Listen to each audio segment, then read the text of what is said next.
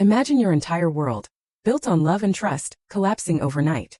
My wife served me divorce papers out of the blue, then vanished like a ghost. But what she finally confessed months later, that changed everything. It's been about 7 months now since my divorce from my wife Sarah was finalized. We'd only been married for a year when she dropped the bombshell.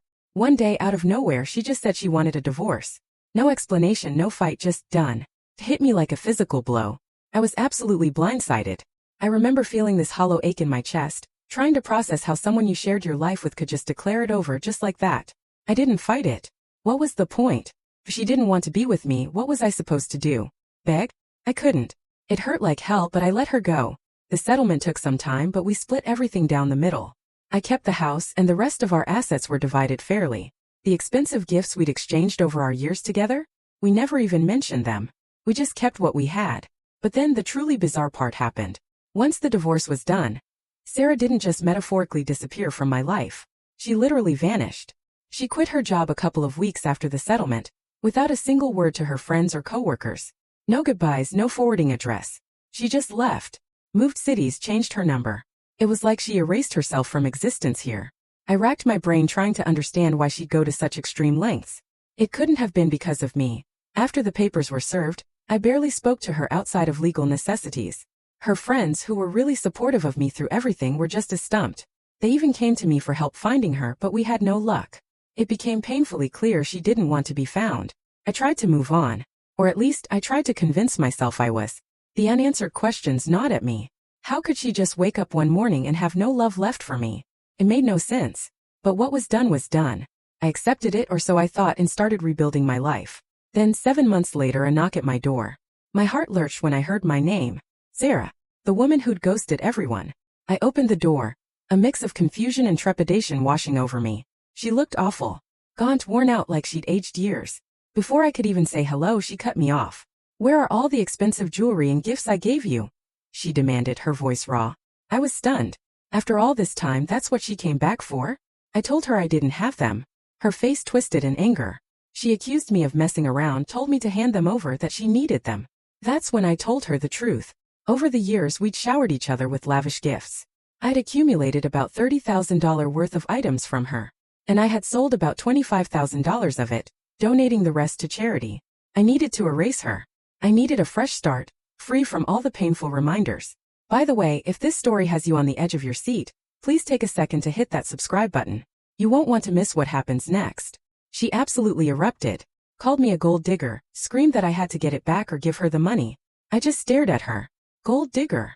I asked, my voice rising. Are you serious? I gave you just as much, if not more. I reminded her of the car I bought her for our first anniversary. The one she's still driving. I hadn't asked for a single thing back. Why did she think she had the right to demand anything from me now? When we were negotiating the divorce, she could have asked for it all back legally, but she didn't. Now, I owed her nothing. She wasn't listening. She swore she wouldn't leave me alone until she got her money. The sheer audacity of it left me speechless. She eventually left that night, but the texts didn't stop. Every day, demanding, harassing. I wasn't just annoyed, I was furious. A week later, I caved. Her constant bothering drove me crazy, so I agreed to meet her at a restaurant, just to get it over with. In hindsight, that was a mistake. I told her straight up. I'd consider compensating her for her gifts, but only if she returned all the gifts I gave her, including the car. Her jaw dropped. She actually looked shocked. I couldn't believe her entitlement. Did she really think I'd just hand over a huge sum of money for nothing? We weren't married anymore. I owed her nothing. She confessed she'd sold off all her jewelry and gifts, and as for the car, she needed it. That was it for me. Then I owe you nothing, I said, cold and final. Fair and square. But she wouldn't give up. She spent the next several minutes arguing, begging, telling me how she needed the money more because she'd moved cities and her new job didn't pay as well. My blood boiled. How is that my problem? I asked. I didn't tell you to move. I stayed silent after the divorce. I told her my sympathies were all I could offer. She should have thought about this when she decided to disappear and abandon our marriage. She slammed her fist on the table, drawing stares from everyone. Don't make a scene, I warned, but she just started yelling, calling me selfish, saying I couldn't do this to her after so many years. I actually laughed. The sheer absurdity of it. She was the one who threw away all those years. She didn't give me a second chance, so why on earth would I show her any consideration now? The manager eventually asked us to leave. I paid for my untouched salad, apologized, and tried to slip away. But she caught me. She launched into another tirade, offended that I was treating this so lightly. "I don't care," I said, finally losing my patience. "You're a stranger to me now. I don't owe you my time, and I definitely don't owe you my money." I jumped into my car and sped away, hoping that was the end of it. It wasn't. 3 days later my phone rang. It was her brother, my former good friend. He and the rest of her family had blocked me the moment Sarah filed for divorce. Stung back then, but I accepted it. Now he was calling out of the blue to tell me Sarah was back and needed help. He asked me to give her the money. My ex-wife using her family to strong-arm me. I kept my voice calm, explained everything just like I had to Sarah. He didn't understand. Of course he didn't. He was her brother. He actually tried to argue that Sarah would have helped me if I were in her position. I almost burst out laughing. Sarah selfless? Never. When I refused to budge, he snapped. Called me names, said he regretted ever being friends with me. I shot back. "Neither was your sister worth marrying, but here we are." Then I hung up and blocked him.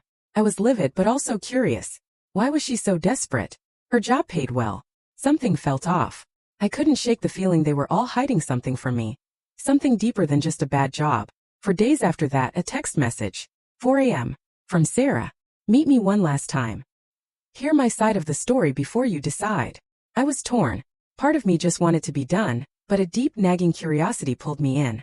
What could she possibly say? I didn't respond, but she kept texting. Eventually I knew I had to go. I just had to know. I met her at a hotel. What she told me, it still feels like a bad dream. She confessed everything.